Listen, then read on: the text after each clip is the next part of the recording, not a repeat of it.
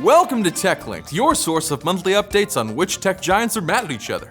Who stole whose boyfriend this week? More at 11, which is right now. You want me to do it again? No. Good. Welcome to Tech. Nintendo has issued DMCA takedown requests to Microsoft subsidiary GitHub over software tools used to emulate Nintendo's sovereign copyrighted games, which were simply not meant to be played outside of their natural habitat, severely underpowered consoles. One such tool is Lockpick, which allows users to dump decryption keys from their Switch games so that they can be emulated on PC by thugs and ruffians. No good.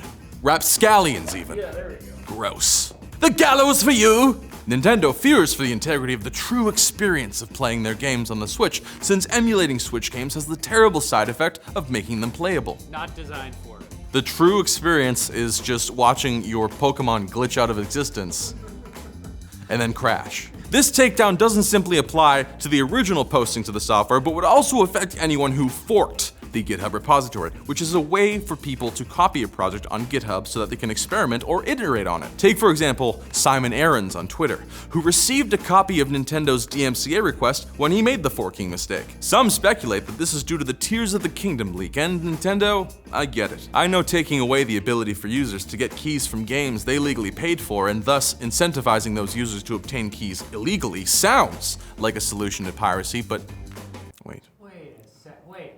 If you carry the 3, if you don't do that, I think we got it wrong. According to leaks, Google is planning to make search more visual, snackable, personal, and human, which I assumed meant they wanted to be the go-to search engine for cannibals. Apparently, what that extremely quotable corpo speak actually means is that Google is aiming to tackle search prompts that aren't answerable by their traditional farm-to-table search results. According to leaked internal documents, the newly humbled emperor of search will be adding short videos to its results because of how young people like to get their information. Gossip.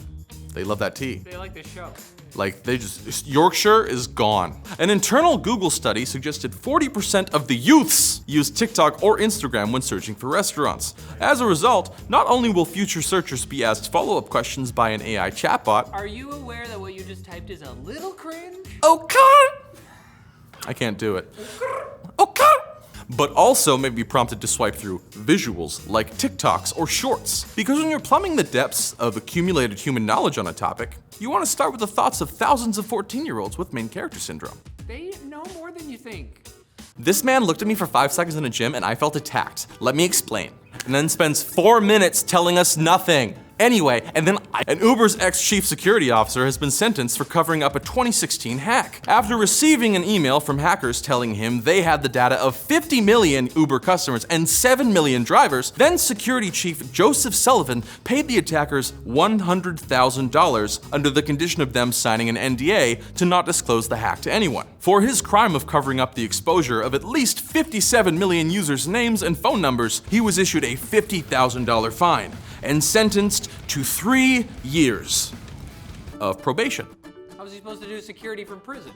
Was he supposed to secure the prison? Use your mind, use your brain, guys. 50 current and former chief security officers from the likes of Netflix US and even the US government sent a letter to the judge pleading for Sullivan not to go to prison. They said their job requires nuanced judgment calls in a largely unregulated environment. I mean, how was Sullivan supposed to know he was committing a crime? He's not a federal prosecutor anymore. It's been years. Yeah, and it's not like he's regarded by as a security expert in Silicon Valley anymore because he was charged with this crime, but before he was. Now it's time for Quick Bits, brought to you by iScanner, the handy little app that'll transform any piece of paper into a professional-looking document, provided that the piece of paper in question was already a document. It won't write documents for you. That's ChatGPT. But iScanner does use intelligent optical character recognition to convert scans into editable text. That means you can scan important contracts and sign them directly in the app, and even analyze and solve complex math equations. We won't tell your professor if you won't. Got piles of medical papers or tax documents stuffed in overflowing folders in the back of your closet? Scan them all and keep everything nice and organized. Your closet will thank you. Join millions of others who use iScanner to manage their documents on the go, so check them out at the link below. I want to do more main stories, but all I have are these stupid quick bits. Stupid. Mom!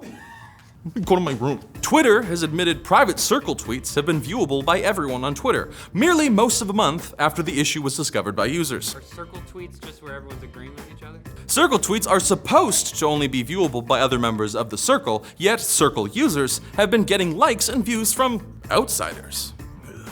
I didn't want everyone on Twitter to know how much I love the TV series Monk starring Tony Shalhoub, Elon. Brydge, a company that made popular iPad accessories, has gone kaput.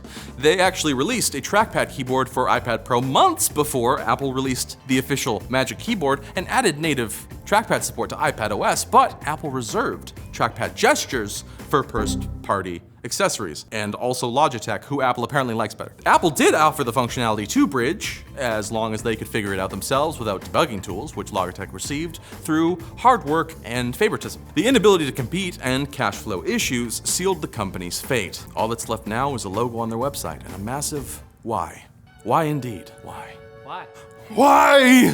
Why, Lisa, why?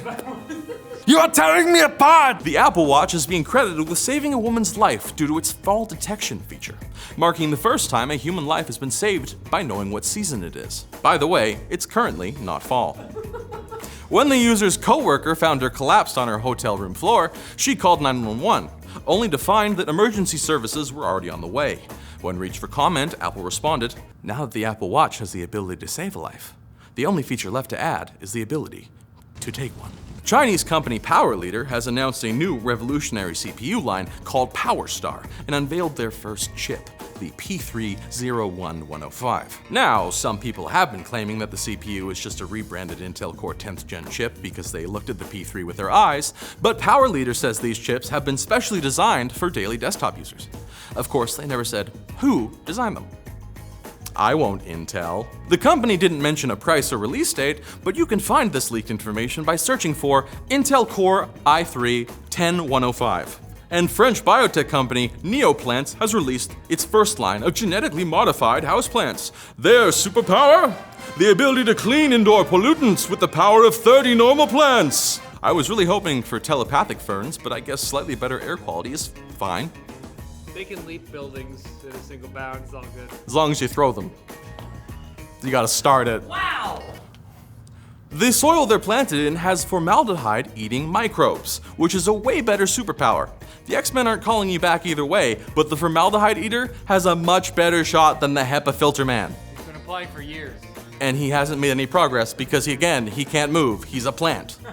Let me in! And don't filter out the tech news. We'll be back again this Wednesday, and if you don't come back, I'll be sad. And when I'm sad, I get mad. And when I get mad, Jacob, it's okay. I'm sorry, I'm still upset about the quick bits. Mom!